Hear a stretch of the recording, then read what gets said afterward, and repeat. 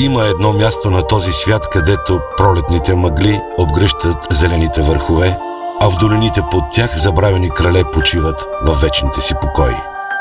Място, където слънцето осветява чезнещите руини на погубени империи, а дивите гори още шепнат за стъпките на могъщи войни, крачили из тях.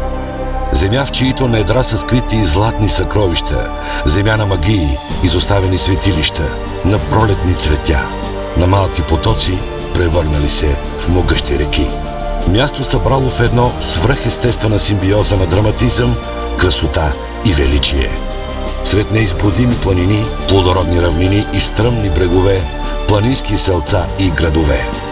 Място, което може да ви очарова или изненада, което да познавате и да откривате отново всеки ден, малко по малко.